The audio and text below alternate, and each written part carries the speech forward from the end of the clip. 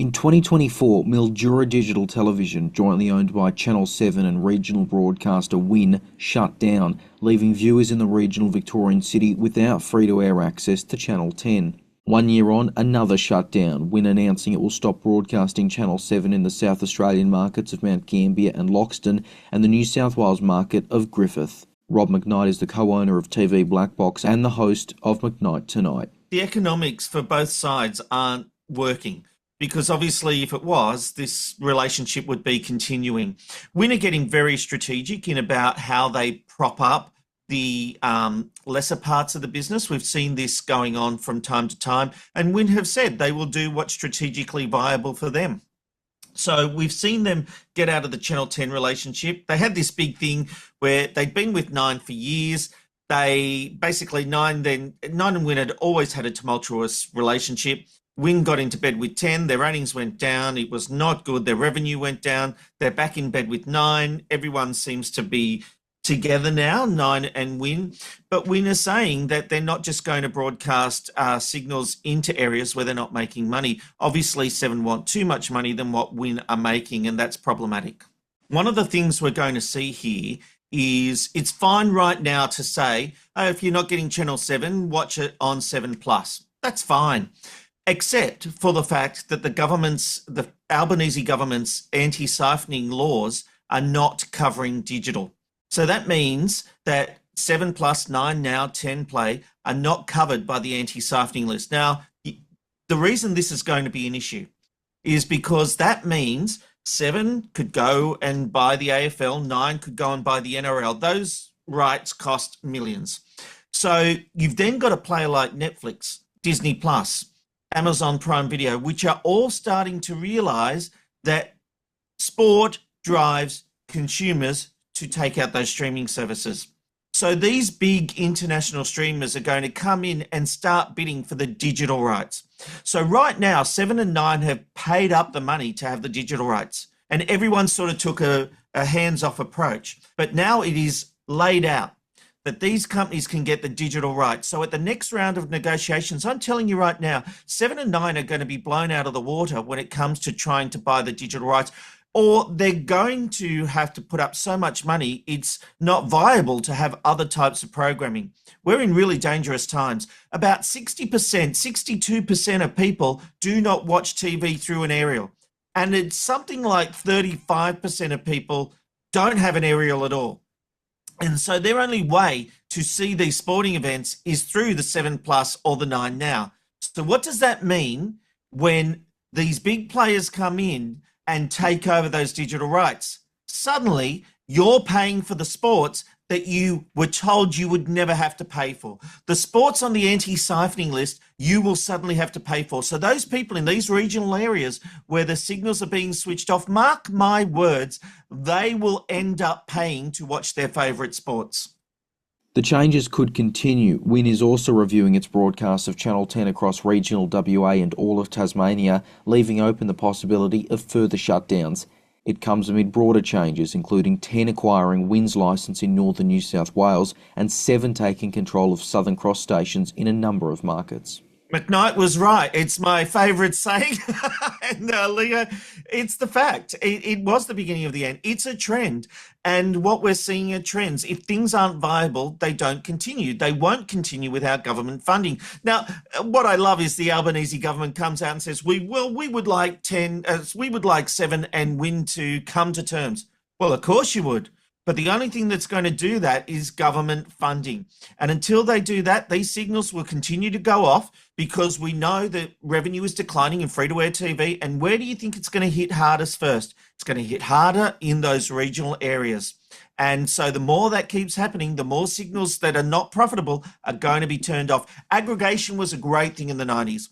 What happened? Paul Keating brought it in. We had towns like wherever you are regionally, you used to have 2 TV channels, usually a commercial station and the ABC. It's way before your time, I know, Leo, but this is what it was like if you ever went to visit your grandparents in a regional area.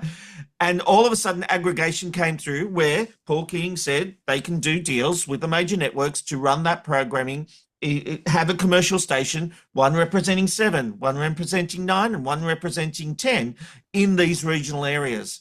This has been great until now.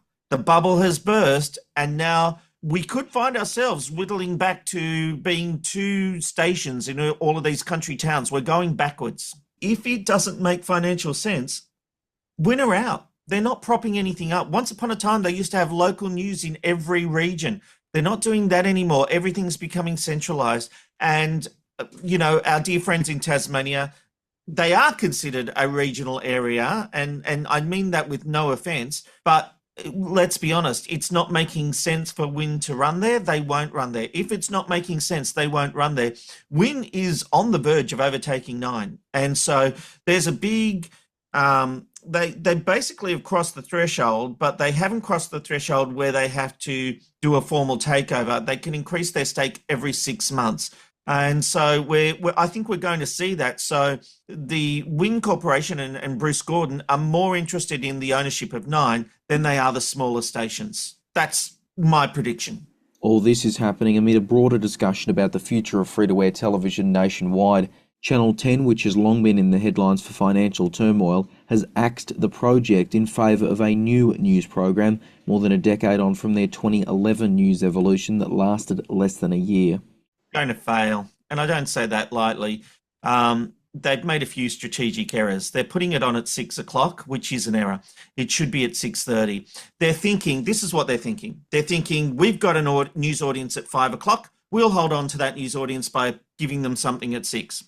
George Negus at 6 p.m. showed us that that doesn't work. Every bit of research shows that that won't work. I've been in the game over 30 years. I've seen the research. I've seen the results.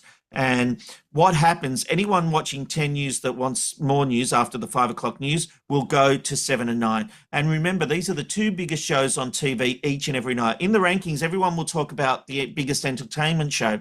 But 7 News and 9 News are usually the top 2 ranking shows each and every night. And you're putting another news service of a lesser quality. Let's be honest, nobody believes that 10's got more resources and abilities than 9 and 7. They just don't have that brand. They can make all the promos they want, promising this, that, and the other. But we all know that 9 and 7 have more resources, and the ABC have more resources than 10 because they've gutted their newsrooms. There's been so many headlines. And so while people might watch them for news, they're not going to watch them as the most trusted news. So first of all, this show should have been at 6:30. Second of all, why are you calling it 10 News Plus? It just sounds like more news. Why not have a distinctive brand? When they were putting false information out called Behind the Lines, at least that promised something different, even if a lot of people didn't like the name. The fact here is that this will fail. And I was speaking to an executive of the commercial networks, of a commercial network recently, and I said, what would you do if you took over 10? And they said, I would get rid of the news. I would do what was legally obligated, and I would get rid of it. And I said, well, hang on, 7 and 9, both their backbone is news. You look at, 7 and 9 from 5 a.m. through until at least midday. 7 goes to 1 o'clock. Their block of morning programming is all news. Then they've got more news in the afternoon. They've got the 6 p.m. news. These are stations that are built on the back of news. And this person said to me, yeah, but 10 isn't known for that, and they should spend the money elsewhere. So even their competitors are not, and this wasn't a bitchy comment. This wasn't trying to just be negative. This was a one-on-one conversation. But there's no one in the industry that I've spoken to who thinks this news will work, which is a shame because they're pouring a lot of money into it. They're saving a lot of money by using the project budget and taking a few mil out of it. So they're saving money. But geez, every night you're going to be compared to 7 and 9 News, and the headlines are going to say ratings disaster for 10 plus, more like 10 minus, or whatever they might say, because the 9 and 7 are getting like 900,000 and this news will get something like 200,000, and you set yourself up for a direct comparison. It's idiocy to think this could do anything. And maybe I'll be proven wrong. I hope so, but I don't think I will. 7 switches off in southeast SA and Griffith on July 1.